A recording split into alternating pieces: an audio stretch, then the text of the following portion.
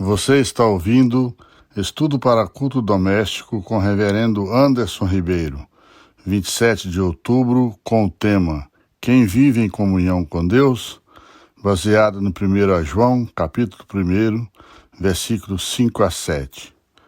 Ora, a mensagem que da parte dele temos ouvido e vos anunciamos é esta, que Deus é luz e não há nele treva nenhuma. Se dissermos que mantemos comunhão com ele e andarmos nas trevas, mentimos e não praticamos a verdade.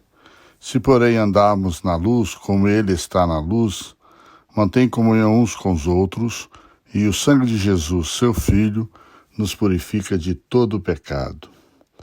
Alguém poderia perguntar, como posso ter comunhão com Deus? É possível isso? Pode ser que alguém pense, como Deus é Espírito, não seria possível ter comunhão com Ele. Mas isso de fato é possível, conforme a Escritura. Então, o problema é, como posso ter certeza da minha comunhão com Deus? Pode ser que alguém entenda que ter comunhão com Deus é vir à igreja, cantar no coral, ser professor. Estas coisas não nos dão comunhão. Elas são resultado da comunhão, e não são elas que produzem a comunhão. Se você vem à igreja, participa do coral e do louvor, deve ser porque vive comunhão com Deus. João nos diz que é possível ter comunhão com Deus e sabermos se de fato vivemos em comunhão com Ele. Vejamos o que João nos ensina. Primeiro, quem conhece a Deus? Para que possamos ter comunhão com alguém, não basta saber o seu nome. Imagina alguém que diz, sou muito amigo de fulano, mas raramente converso com ele, não sei quase nada sobre ele. O que você diria? Obviamente, você diria que tal pessoa está enganada em seu raciocínio. Assim, João procura mostrar. Ele começa mostrando quem é Deus. Ele diz que foi isso que eles aprenderam com Jesus. Deus é luz. Isto quer dizer, inicialmente, que Deus é verdade, santidade e justiça. Ele é puro e santo, portanto, não pactua com a mentira, com a falsidade.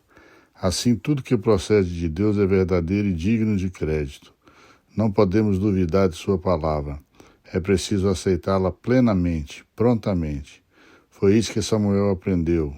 Quando te chamar, responda, eis-me aqui. É a atitude de quem reconhece que Deus é luz, pois sua palavra precisa ser recebida sem qualquer questionamento. Também não podemos duvidar de seus atos, pois ele não comete injustiça. Como diz Paulo, há injustiça da parte de Deus? De modo nenhum. Romanos 9:14. Sendo assim, somos levados a reconhecê-lo e adorá-lo. É esse o Deus que você conhece? Para ter comunhão com Ele, precisamos conhecê-lo, como Ele se revela, e não como o imaginamos. Daí a importância de conhecermos a Sua palavra. Segundo, quem não anda nas trevas? Quem vive em comunhão com Deus? Quem vai à igreja? Quem canta no coral? Quem prega? Ou quem faz alguma coisa na igreja? Por isso, João começa com uma condicional, se. Ele está mostrando que o fato de alguém declarar que tem comunhão com Deus não quer dizer que isso seja verdadeiro, pois se alguém diz que tem comunhão com Deus, mas vive em trevas, é mentiroso. Porque como pode alguém andar com Deus, que é luz, e viver na prática do pecado? É por isso que o salmista responde à pergunta, quem habitará com o Senhor? Ele diz, o que vive com integridade, pratica a justiça e de coração fala a verdade. Salmo 15:2. Isso quer dizer que o seu louvor, suas orações, seus atos religiosos não implicam necessariamente em comunhão com Deus, mas um viver afastado do pecado. É por isso que João insiste. Se alguém tem comunhão com Deus, não nada na prática do pecado, pois Deus é luz. Andar tem a ver com conduta. Assim, o seu louvor, suas orações, seus atos religiosos passam a ser o resultado desta vida de comunhão com Deus. Você vive em comunhão com Deus? Então você não pode andar nas trevas, pois aonde a luz chega, as trevas se dissipam. Terceiro, Quem vive em comunhão com os irmãos, João agora mostra o outro lado da comunhão com Deus. Se andarmos na luz, temos comunhão uns com os outros. É interessante observar que essa comunhão é seguida da comunhão com Deus.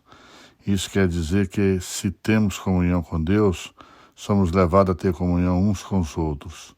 Isso ocorre porque somos inseridos no corpo pelo Espírito. 1 Coríntios 12, 13. Sendo o Espírito Santo o gerador dessa comunhão, e o que temos que fazer é sustentá-la, como diz Paulo, esforçando-vos diligentemente por preservar a unidade do Espírito no vínculo da paz. Efésios 4, 3.